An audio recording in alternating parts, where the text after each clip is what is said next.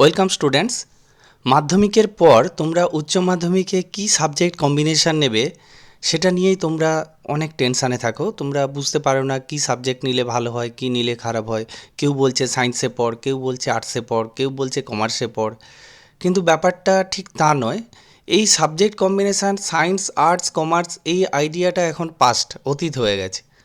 উচ্চ মাধ্যমিকে নতুন সিলেবাস এসছে, তার নতুন যুগেরও সূচনা হয়েছে। সায়েন্স ছাড়া কিভাবে এআই নিয়ে কেরিয়ার করবে, আজকে আমার আলোচনার মেন বিষয় সেটাই থাকবে। এবং তাছাড়া তোমরা কি কি কম্বিনেশান নিতে পারো, স্কুলে কি কি সুযোগ সুবিধা দেওয়া হয় সাবজেক্ট কম্বিনেশানে, আমি সমস্ত কিছুই আজ তোমাদের সামনে আলোচনা করব। তোমাদের যাদের ফিজিক্স, কেমিস্ট্রি, ম্যাথামেটিক্স নিয়ে পড়তে ভয়, সত্যি ফিজিক্সের যা সিলেবাস, তোমরা যারা মেডিকেল লাইন বা যারা ইঞ্জিনিয়ারিংয়ে যাবে তারা নিশ্চয়ই ফিজিক্স, কেমিস্ট্রি, ম্যাথামেটিক্স, বায়োলজি নিয়ে পড়বে। কিন্তু যারা ঠিক ওই কোয়ালিটি অবধি যেতে চাইছো না, বা যারা চাইছো যে আমি অন্যভাবে জাস্ট ফিজিক্স, কেমিস্ট্রি নেব না, কিন্তু আমি এআই নিয়ে এগোতে চাই, তাহলে তাদের জন্য কী সুযোগ আছে সেগুলো নিয়েই আমি আলোচনা করব। মাধ্যমিকের পর কেরিয়ার নিয়ে তোমরা সবাই অনেকে চিন্তিত, কিন্তু West Bengal Council of Higher Secondary Education একটি বিরাট সুযোগ তোমাদের সামনে এনে দিয়েছে। তোমাদেরকে আজকে দেখাবো সায়েন্স না নিয়েও কিভাবে তুমি এআই স্পেশালিস্ট হতে পারো এবং তুমি সায়েন্সের ইকুইভ্যালেন্ট হতে পারো। আর্টস এবং কমার্স স্টুডেন্টদের জন্য একটি নতুন সাবজেক্ট, যেটা West Bengal Council of Higher Secondary Education নিয়ে এসছে, এবং এর সঙ্গে আরও কয়েকটি নতুন সাবজেক্টের আমি নাম বলবো যেই কম্বিনেশানগুলো নিতে পারো তোমরা, এবং ওই সাবজেক্টের সঙ্গে যে যে কম্বিনেশানগুলো রাখতে হবে সেগুলোও বলবো। তখন তুমি সায়েন্স না পড়েও তোমাকে সায়েন্সের ইকুইভ্যালেন্ট হিসাবে ধরে নেওয়া হবে। এইচএস পাস করার পর কী কী পড়ার সুযোগ তোমরা পাবে, কি কি কোর্স করতে পারবে, কোন কোন কলেজে এই সুযোগ পাওয়া যাচ্ছে, এবং সবশেষে তুমি কি কি কাজ পেতে পারো, এবং স্যালারি বা কত, এবং সেই কাজের বাজারগুলোই বা কোথায়। তো সমস্ত কিছু প্রশ্ন নিয়ে আমি আলোচনায় আসছি। তার আগে তোমাদের কাছে একটা রিকোয়েস্ট, আমার channel study computer science with Manas sir, এখানে উচ্চ মাধ্যমিকের computer application, computer science, applied artificial intelligence, AI and data science, এই সাবজেক্টগুলোর উপর ভিডিও আপলোড করা থাকে। তোমরা চ্যানেলটিকে সাবস্ক্রাইব করো, তাহলে যারা তোমরা 11-12-এ এই সাবজেক্টগুলো নিয়েছো তারা নিশ্চয়ই এখান থেকে হেল্প পাবে। এবং আমার এই ভিডিওটা ভালো লেগে থাকলে অবশ্যই লাইক করো, বন্ধুদের মাঝে শেয়ার করো, এবং কমেন্ট করে তোমাদের মতামত জানাও। তাহলে প্রথম দেখে নাও এইচএসের সাবজেক্ট কম্বিনেশান কী কী আছে। আমি সাবজেক্ট কম্বিনেশান নিয়ে আসছি। প্রথম দেখো সায়েন্স। সায়েন্সে কী আছে, আমি কয়েকটা সাবজেক্ট লিখেছি, এবং এখানে একটি অদ্ভুত একটা ব্যাপার লক্ষ্য করবে, যেটা বলবো সেটা তোমরা খুব ইন্টারেস্ট হবে, যে ম্যাথামেটিক্স আছে, ফিজিক্স আছে, কেমিস্ট্রি আছে, বায়োলজি আছে, কম্পিউটার সায়েন্স আছে, এআই অ্যান্ড ডেটা সায়েন্স আছে, এবং বাংলা এবং ইংরেজি এটা ল্যাঙ্গুয়েজ গ্রুপ কম্পালসারি। এছাড়াও তোমাকে আর 4টা সাবজেক্ট চয়েস করতে হবে। তুমি যদি মনে করো যে আমি এআই এবং ডেটা সায়েন্স নিয়ে এগোতে চাই, তাহলে তুমি কিন্তু কম্পিউটার সায়েন্স এবং এআই ডেটা সায়েন্স দুটো সাবজেক্ট একসঙ্গে নিতে পারো। তুমি বায়োলজি, কেমিস্ট্রি বাদ দিতে পারো, mathematics, physics, computer science, AI এবং ডেটা সায়েন্স নিতে পারো। কিন্তু এখানে তাহলে তুমি কি করবে, কম্পিউটারেও অ্যাডভান্টেজ পাবে, এআই এবং ডেটা সায়েন্সেও অ্যাডভান্টেজ পেয়ে যাবে তুমি যদি শুধু কম্পিউটার লাইন নিয়ে এগোতে চাও। নেক্সট, এবারে দেখো আর্টসের স্টুডেন্টরা কীভাবে এআই সাবজেক্ট পেতে পারবে। তো এবারে দেখো আর্টসের স্টুডেন্টদের জন্য একটা নতুন সাবজেক্ট কম্বিনেশান দিয়েছে। তো এখানে আর্টসের যে সাবজেক্টগুলো আছে আমি অনেকগুলো লিখে দিয়েছি। তো তার মধ্যে আমার ফোকাস করার যে বিষয় সেটাই আমি বলবো। বাংলা, ইংরেজি এই ল্যাঙ্গুয়েজ গ্রুপ কমন। এরপর তোমাকে যে কোনো 4টে সাবজেক্ট বেছে নিতে হবে। তুমি 4টে সাবজেক্ট কী কী বেছে নেবে সেখানে দেখো, এখানে কম্পিউটার অ্যাপ্লিকেশান আছে, অ্যাপ্লাইড এআই আছে, basic mathematics for social science. এই ম্যাথামেটিক্সটা কিন্তু নতুন, আমি এটা নিয়ে ধীরে আলোচনায় আসছি, এরপরেই আলোচনায় আসছি। তাহলে তুমি এখান থেকে যদি এআই নিয়ে এগোতে চাও, তাহলে তোমাকে কিন্তু অ্যাপ্লাইড এআই এবং তার সঙ্গে basic math for social science, council থেকে একটা নির্দেশনামায় বলা হয়েছিল যে মূল যে সায়েন্স স্ট্রিম, সায়েন্সের যে ম্যাথ আছে এবং এই বিএমএসএস, এইটা কিন্তু ইকুইভ্যালেন্ট, কিন্তু এখানে অনেক সিলেবাসে কম। তোমরা যারা মূল ম্যাথে ভয় পাও, সায়েন্সের যে ম্যাথ অনেকে আর্টসের স্টুডেন্ট নিত এতদিন, কিন্তু সেটা আর আর্টসের স্টুডেন্ট নেবে না, তাদের জন্য বিএমএসএস এই সাবজেক্টটা এসছে। এবং সিলেবাস খুব কম। আমি বিএমএসএস এর সিলেবাসও তোমাদের সামনে তুলে ধরবো, তোমরা একটু দেখে নেবে।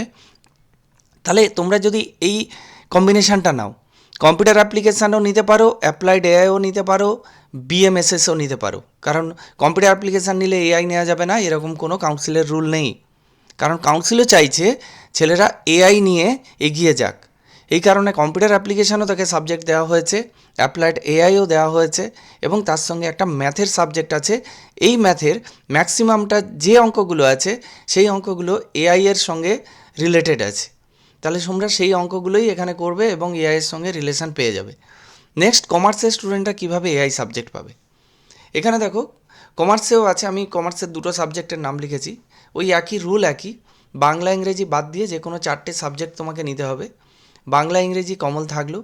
এবার তুমি কম্পিউটার অ্যাপ্লিকেশান নিতে পারো, অ্যাপ্লাইড আর্টিফিশিয়াল ইন্টেলিজেন্স নিতে পারো, বিএমবিএস। এইটা একটা কমার্সের ম্যাথের subject, basic mathematics for business studies বা বিজনেস সায়েন্স, এর ফুল ফর্মটা এরকম আছে। তোমরা এই বিএমবিএস নিতে পারো। আমার তোমাদের কাছে একটাই সাজেশান, যে যারা অ্যাপ্লাইড আর্টিফিশিয়াল ইন্টেলিজেন্স নামে এই সাবজেক্টটা নেবে তারা অবশ্যই ম্যাথ কম্বিনেশান সঙ্গে রাখবে, হলে ফিউচারে কিন্তু তুমি সায়েন্স। এবার দেখো, এআই সাবজেক্ট নিলে বেস্ট কম্বিনেশান কী হওয়া উচিত আমি সেটা আলোচনা করে দিলাম। আমি আবার দিচ্ছি যে এআই যদি নাও তাহলে তোমার বেস্ট কম্বিনেশান হবে এআই প্লাস ম্যাথ, এই দুটো তোমাকে রাখতেই হবে। যদি কম্পিউটার অ্যাপ্লিকেশান স্কুলে সাপোর্ট করে তাহলে এই তিনটে নাও। তাহলে কিন্তু তুমি আর্টসে পড়ছো কিন্তু তুমি হয়ে গেলে সায়েন্স, সবকটা সায়েন্সের subject, BMSS science, math, AI science, computer অ্যাপ্লিকেশানও সায়েন্স। তাহলে বেঙ্গলি, ইংলিশ এবং এই তিনটে সাবজেক্ট প্লাস তুমি আর্টসে যে কোনো একটা subject, history, geography, pol science, যে কোনো একটা সাবজেক্ট রাখো, তুমি কিন্তু ইকুইভ্যালেন্ট টু সায়েন্স। তোমার সঙ্গে যদি ম্যাথ থাকে তুমি কিন্তু সায়েন্সের ইকুইভ্যালেন্ট, অবশ্যই সায়েন্সের ইকুইভ্যালেন্ট হবে। যেখানে তোমাকে ফিজিক্স কেমিস্ট্রি পড়তে হচ্ছে না, তুমি শুধু এআই নিয়ে এগোতে চাইছো, সেখানে ফিজিক্স কেমিস্ট্রির কোনো প্রয়োজন নেই। আর কমার্সের স্টুডেন্টরা কীভাবে কম্বিনেশানটা নেবে একটু আগেই বলেছিলাম, আবার বলছি, কম্পিউটার অ্যাপ্লিকেশান, এআই এবং বিএমবিএস, এই তিনটে সাবজেক্ট নাও। প্লাস কমার্সে যে কোনো একটা অ্যাকাউন্টেন্সি বা বিএসটিডি, তোমাদের যেটা পছন্দ সেটা নাও, এবং বাংলা ইংরেজি এইটা নাও। যদি কোনো স্কুলে কম্পিউটার অ্যাপ্লিকেশান এবং অ্যাপ্লাইড এআই সাপোর্ট না করে তাহলে তোমরা অবশ্যই অ্যাপ্লাইড এআই নেবে, অ্যাপ্লাইড আর্টিফিশিয়াল ইন্টেলিজেন্স। কেন নেবে আমি নেক্সট ভিডিওতে আসবো, যে কম্পিউটার অ্যাপ্লিকেশানের চেয়ে অ্যাপ্লাইড এআইটা কেন নেবে তার জন্য সেই ব্যাখ্যা নিয়ে আমি পরের ভিডিওতে আসবো। তাহলে অ্যাপ্লাইড আর্টিফিশিয়াল ইন্টেলিজেন্স, এপিএআই যেটা তোমাকে বললাম, তার সংক্ষেপ নাম হচ্ছে এপিএআই। তার সিলেবাসটা আমি নিয়ে এখনই আলোচনা করছি, তাহলেই বুঝতে পারবে যে এপিএআইটা কতটা সহজ হতে চলেছে। এপিআই এর সেমিস্টার 1, যেখানে 35 মার্কসের প্রশ্ন হবে, আর তোমাদের যেটা প্র্যাকটিক্যাল বেস সাবজেক্ট সেখানে 35 থিওরি হয়। তাহলে এখানে কম্পিউটার ফান্ডামেন্টাল এবং পাইথন প্রোগ্রামিং যেটা সেমিস্টার 1-এ আছে, তোমরা নিশ্চয়ই জানো, এতদিনে অনেকেই জেনে গেছো যে এআই সঙ্গে থাকলে তোমাকে পাইথন অবশ্যই জানতে হবে, কারণ পাইথন প্রোগ্রামিং দিয়েই এআই এর সমস্ত কিছু করা হয়। তো নেক্সট সেমিস্টার 2-তে কী আছে? History of AI, machine learning, deep learning, ব্যাস এইটুকুই। এবং সেমিস্টার 3-তে কী আছে? Natural language processing. Natural language processing নিয়ে তোমাদের অনেকেরই আইডিয়া আছে, সিরি, অ্যালেক্সা, তারপর গুগল অ্যাসিস্ট্যান্টস, এইগুলো হচ্ছে ন্যাচারাল ল্যাঙ্গুয়েজ প্রসেসিং। আমরা যে ভয়েস কমান্ডগুলো দিই আমাদের কমান্ডগুলো বুঝতে পারে এবং সে মতো কাজ করে। এটা নিয়েই একটা সেমিস্টার 3। এবং সেমিস্টার 4-এ যেটা আছে এটা জানলে আরও অবাক হবে, শুধু অ্যাপ্লিকেশান অফ এআই। আমার কাছে যদি এখন সময় থাকতো তাহলে তোমাদেরকে সেমিস্টার 4-এর একটা প্রশ্ন, মানে মডেল প্রশ্ন দেখাতে পারতাম। সেখানে বলা আছে শিক্ষাক্ষেত্রে এআইয়ের ব্যবহার লেখো, কৃষিকাজে এআইয়ের ব্যবহার লেখো, পলিসি মেকিংয়ে এআইয়ের ব্যবহার লেখো, এই কথাগুলোই লেখা আছে। শুধু অ্যাপ্লিকেশান, এআই কোথায় কোথায় ব্যবহার হয় এটাই। এই নিয়ে তোমাদের কিন্তু 11-12 সেমিস্টার 1 থেকে 4 পড়া কমপ্লিট হয়ে গেল এআই। এবার আসছি, এর সঙ্গে কিন্তু তোমাকে বিএমএসএস বা বিএমবিএস রাখতেই হবে। যদি এই সাবজেক্ট কম্বিনেশান তুমি স্কুলে পাও, এই সাবজেক্ট কম্বিনেশান অবশ্যই রেখো, নাহলে তুমি কিন্তু এআই নিয়ে বেশি এগোতে পারবে না। কারণ এই কম্বিনেশান যখন এআই এর সঙ্গে ম্যাথ রাখবে তখন তোমাকে কিন্তু সায়েন্স হিসেবেই ধরা হবে, অথচ তুমি সায়েন্সে ফিজিক্স, কেমিস্ট্রি, বায়োলজি পড়লেই না, কিন্তু তুমি এআই এবং ম্যাথ রেখেছো বলে তুমি সায়েন্স হয়ে গেলে। এবার সেমিস্টার 1, তোমার তো মার্কশিটে কোথাও লেখা থাকবে না যে এটা সায়েন্সের স্টুডেন্ট, এটা আর্টসের স্টুডেন্ট, সেখানে তোমার সাবজেক্ট কম্বিনেশান থাকবে। সেখানে ম্যাথ থাকা মানে তুমি সেখানে সায়েন্স হিসাবে তোমাকে ধরে নেওয়া হচ্ছে। সেমিস্টার 1-এ কী আছে? BM SSS syllabus, algebra, trigonometry, logical reasoning, theory of set, এই সমস্তগুলো কিন্তু এআইএ লাগে। এবার দেখো সেমিস্টার 2তে আবার ওই অ্যালজেব্রা কন্টিনিউশন আছে, কোঅর্ডিনেট জিওমেট্রি আছে, থিওরি অফ সেটের নেক্সট পার্ট আছে লিমিটস অ্যান্ড ডেরিভেটিভস। যেগুলো বলছি এগুলো কিন্তু মিনিমাম, খুব কম।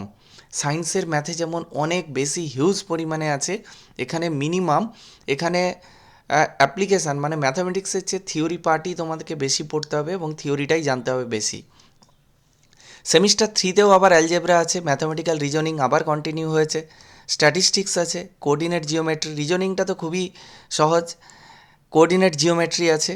এবং সেমিস্টার 4 অ্যালজেব্রা আছে, ক্যালকুলাস আছে, প্রবাবিলিটি অ্যান্ড স্ট্যাটিস্টিক্স, যেটা এআই এর সবচেয়ে বেশি ইম্পর্ট্যান্ট পার্ট, লিনিয়ার প্রোগ্রামিংও এআই এর ইম্পর্ট্যান্ট পার্ট। তাহলে এই অল্প কিছু সিলেবাসের উপর দিয়ে তোমরা কিন্তু ম্যাথটা কমপ্লিট করে ফেললে।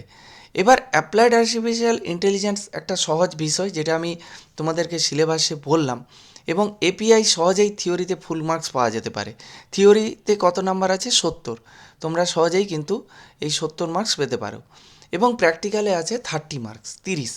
তাহলে 70 এবং 30, 30ও প্র্যাকটিক্যালে ফুল নাম্বার পাওয়া যেতে পারে। তোমরা কিন্তু পরীক্ষায় অ্যাবাভ 95 এখানে টার্গেট করতে পারো, একটু পড়াশোনা করলে অ্যাবাভ 95 পেয়ে যাবে। এবার আসছি বিএমএসএস বা বিএমবিএস। বিএমএসএসটা আর্টসের স্টুডেন্টরা নিতে পারবে, আর বিএমবিএসটা কমার্সের স্টুডেন্টরা নিতে পারবে।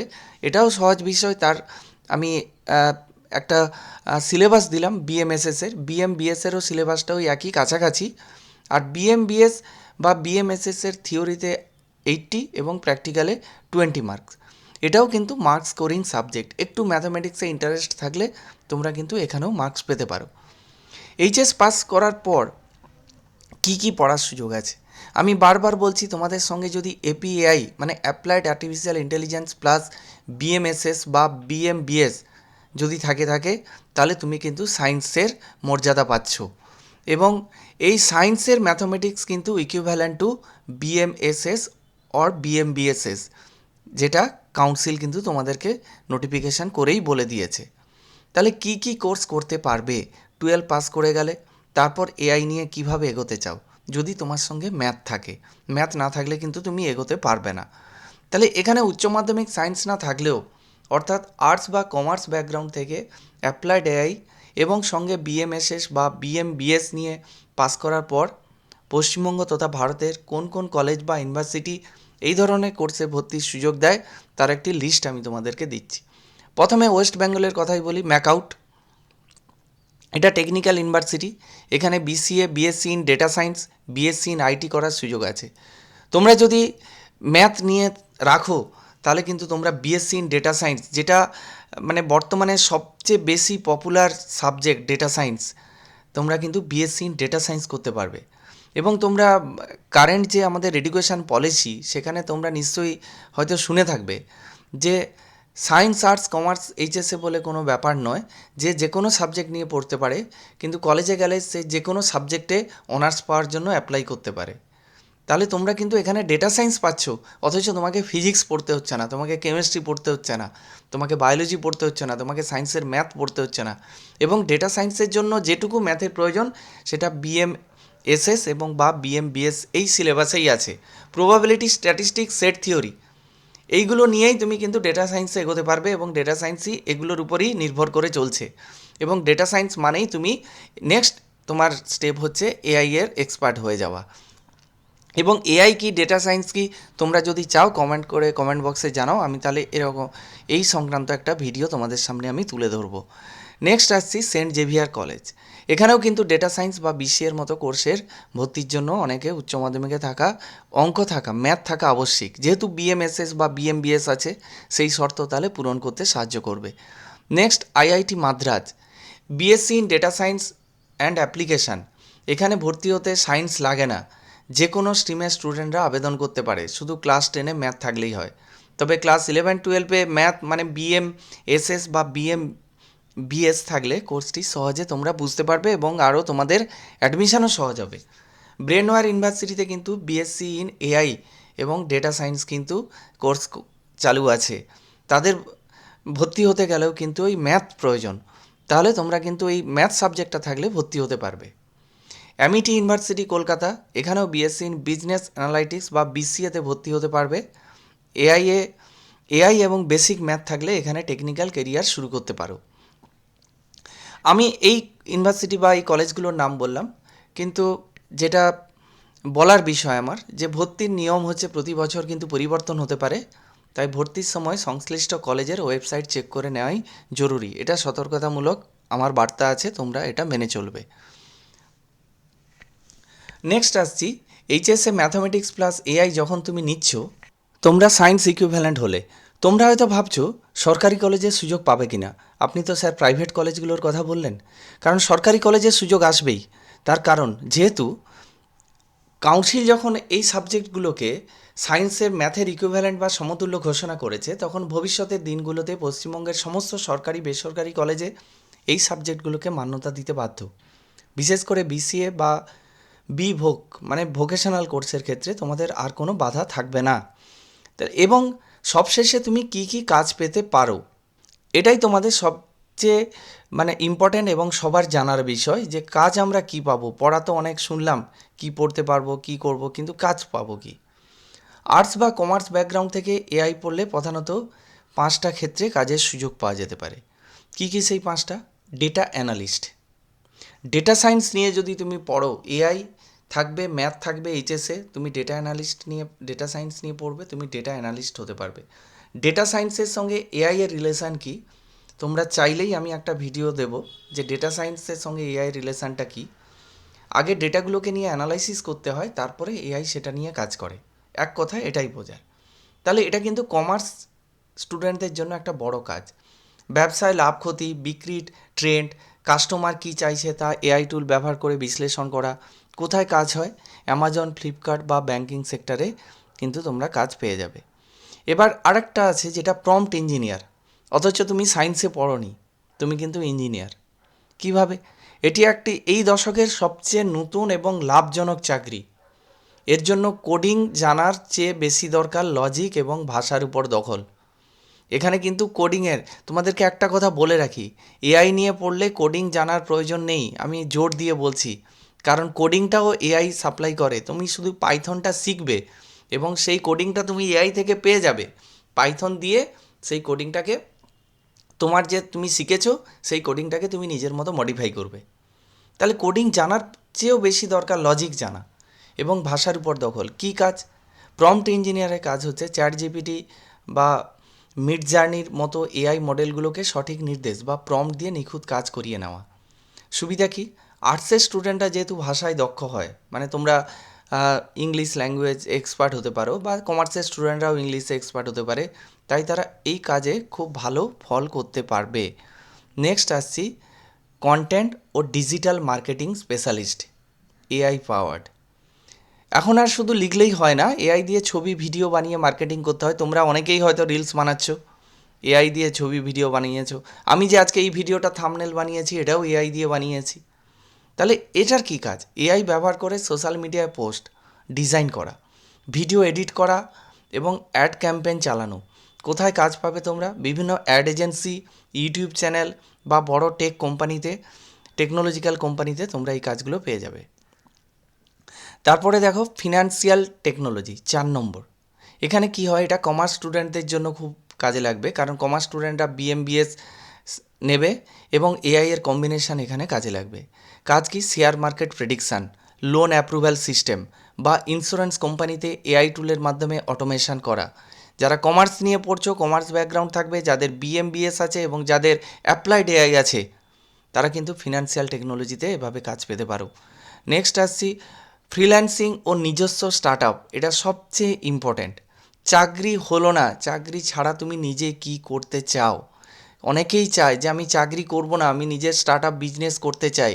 তাহলে কিভাবে করবে? ফ্রিল্যান্সিং ও নিজস্ব স্টার্ট আপের কাজ কি? বিদেশের বিভিন্ন ক্লায়েন্টকে এআই ব্যবহার করে গ্রাফিক ডিজাইন, ওয়েবসাইট তৈরি বা অটোমেশন সিস্টেম বানিয়ে দেওয়া।